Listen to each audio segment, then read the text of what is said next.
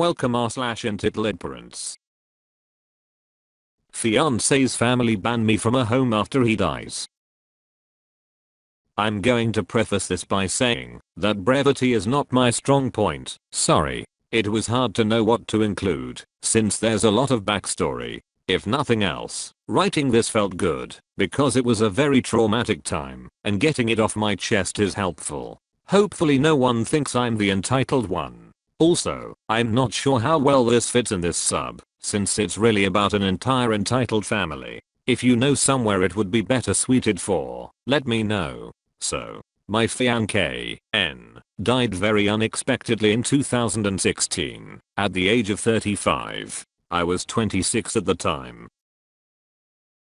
We lived together in a house on a few acres. I'd lived there for a couple years, and he had lived there most of his life. N's grandfather built the house, and when his grandparents died, the house was willed to their 6 children, one of whom was N's mother. When N's mother died, her share was willed to N and his 2 siblings. So N was a partial owner of the home. His aunt, R, also lived there. She was mentally unstable in many ways I won't get into, except to say that she was a serious hoarder. Consequently, the house was in disrepair. Honestly, it was not fit to be lived in, and cold easily being condemned, but it was a rough time. Please spare your judgment if you can. N and I were in the process of getting an apartment when he died.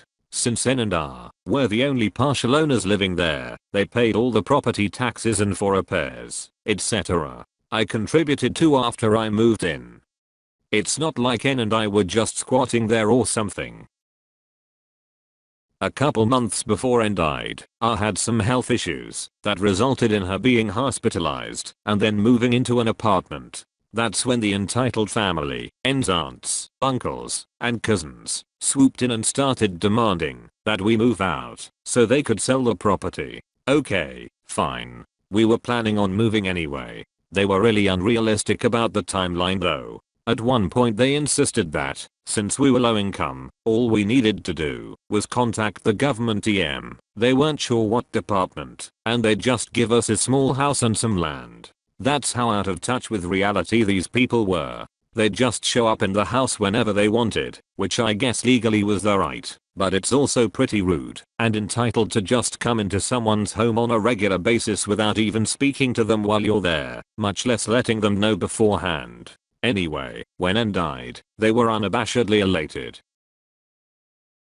2 days after he died, I was at the house collecting some of my things when I got a text from his sister, who is an angel, so we'll call her Az, saying that they'd messaged his out-of-state uncle's wife, asking her to message Az about me, because God forbid anyone be direct. Apparently they wanted me banned from the property immediately. We'd been living in sin, and now that N was gone, I had no reason or right to be there. I was devastated. At that point I wanted to take everything he'd ever touched, and scoop it up, and hold it close to me forever. I couldn't bear the thought of not being able to have anything of his. As an afterthought, I realized all of my stuff was also still there. Luckily, American Samoa stuck up for me, and said I could be there, as long as I wanted. She lives across the country though, so she couldn't do much to enforce it. The most egregious display of disgusting entitlement/general childishness happened a couple days later. I was at the house, frantically trying to load up the car with the things that made up the life that N and I shared together, which was taxing both physically and emotionally. I was crying when N's cousin, Ek, appeared in our bedroom. Ek, smiling like I'm an old friend she just ran into each other at Costco. Hey, isn't this crazy? N died so suddenly. He was fine a few days ago. Me, through tears. Yeah. It was very unexpected. Ek, laughing I know. Well, at least we can sell this dump now. It's then that I hear people talking and laughing in the next room. Apparently Ek had brought her teenage daughter and several of her daughter's friends to gawk at the house. Our home, where we lived and loved, was being openly mocked with zero regard for my feelings. Ek, so when do you think you'll be gone? Me, I'm not sure. I'd like to get as much of N's stuff as possible, and Az asked me to get some of their mom's things. Ek, frowning well, I guess I'll have to talk to Az about that. Their mom is the reason this place is so run down. You know, laughing again, I don't see why Az would want any of this garbage. Note that this is blatantly false, as the house had been in pristine condition until N's mother died, and ours hoarding worsened to the point that N could not keep up with it. Also, there were plenty of keepsakes and heirlooms that were not at all garbage. I'm sort of dumbfounded by this whole exchange and way too emotionally drained to deal with it, so I just get back to what I was doing. Later that night, ex-sister messaged me asking what I'd done with ours box of plastic horses. I wanted them back immediately. Of course, I had not taken it. Why would I want a box of plastic horses? Hint, I would not. I elected not to reply. After that, they got more aggressive about me not being there because I was a plastic horse thief. N was an artist by trade, and they started just throwing away all of his drawings and taking some of the more valuable figurines he had. The last day I was there, my mom went with me. After getting the last of what I could, I just wanted to walk around the house one last time and sort of say goodbye to the place we'd spent so much time together in, a place I'd never be again. Of course, the family showed up, and my mom tried to calmly explain that I would be out soon and would not return.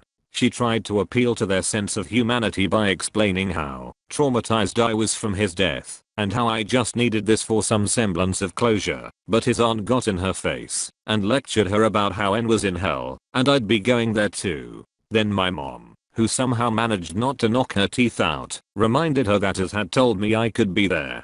The aunt responded by calling the police to have me forcibly removed. We left before the police arrived, and now that's my final memory of the place where the most amazing man I've ever known taught me how to love. I'm sorry it's a bit anticlimactic, but this really was cathartic for me to write. If you've read this far, I sincerely thank you. Edit. Wow. I posted this before work, and I come back to this outpouring of love and support. I wish I had time to reply to each and every comment, but just know that your condolences are very much appreciated. Also, thank you for my first silver and gold. A couple things I want to clarify. I'm a woman. The living in sin comments were just about us living together before marriage. He died of either sepsis or a pulmonary embolism.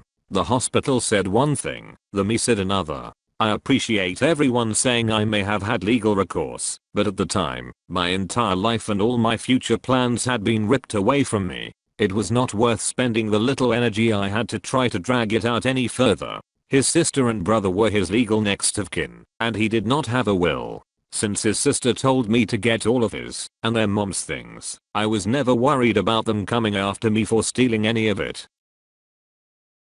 Thank you so much. I've learned a whole lot about myself and about others since he died, and I definitely feel more able now to focus on the good. I mostly only get angry about it now when I think about how they treated him before he died. I remember maybe a week before, I held him while he cried because he felt so abandoned and betrayed by them. He just kept saying how family is supposed to be permanent and he just wanted something permanent. So I promised him that we were permanent. Now I have a ring with some of his ashes in it, engraved with "We are permanent." He deserved so much better than what he got from life. Money pollutes people. A friend of mine, his fiancée died, and her family, who'd been lovely and very accepting of him before now, discovered she'd altered her "death in service" pension arrangements and will for all to be left to him. Approximate £100k. He immediately became enemy number one. Whether that was their way of dealing with grief, who knows, but they had solicitors involved to say he'd forged her documents. They had handwriting specialists to disprove her signature, etc. He even offered to split the money in half or to just give it all to her favorite charities. Nope, they wanted every penny. Thankfully in the end he was awarded it, as it was proved beyond all doubt that it was her wishes. He still gave them some of it to help with any costs, etc. Not a single thank you, and I still think 10 years later that the whole ordeal bothers him. I went through the exact same fucking thing, Opus. My boyfriend died from a freak accident 2 years ago, and his mom kicked me out of our house the next day. They took all of his shit and stole my dog. I wish I would have took them to court or done something, but it's so fucking hard when your life just got ripped apart in a split second. You will be okay, Opus. Time is the only thing that will make this easier. If you ever need anything up, don't be afraid to message me. From one widow to another, live through them. Make them proud, and make plenty of stories to tell them when you see them again. That's my coping mechanism.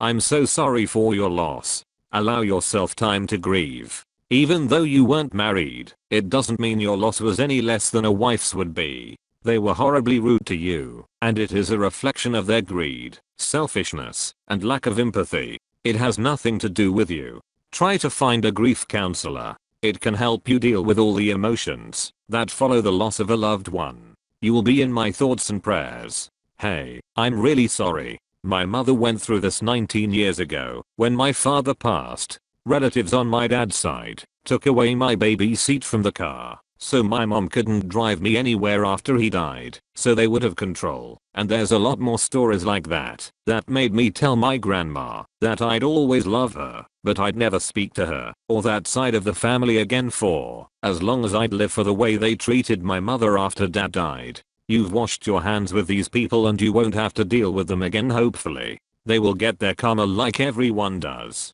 Please consider getting a shrink, it helps. Wow, I feel like this is very relatable to me, because my fiance also died suddenly on September 25, 2010, and the way his family acted right after it happened made things so much worse. I wouldn't wish that one my worst enemy, and I'm so sorry for your loss, and that his family was so nasty and cruel towards you. It takes some hateful ass people to do something like that, but I'm a big believer in karma, and it was comforting to me that those people would get what was coming to them eventually. If you ever need someone to talk to, or even just someone to really listen, please feel free to contact me anytime. When the ability to really grieve has been taken from you in a way, it can turn healthy grieving into very unhealthy grieving, and it can really eat away at you. Don't do like I did and try to keep it bottled up and suffer through it alone. You're not alone, even if it may feel that way sometimes. I started doing drugs to deal with and numb all the pain I felt instead of acknowledging it and dealing with it. Before long, I was a full-blown addict. I went into self-destruct mode for a few years because honestly, I wanted to die too. I'm in recovery now and thinking a lot more clearly, thank God. And if there's anything I can do to keep someone from going down that long dark road, I want to do it. I know I'm just some random internet stranger, but I'm here for you if you need me. Thank you for watching. If you enjoyed the video, hit like. If you would like to see more, feel free to subscribe.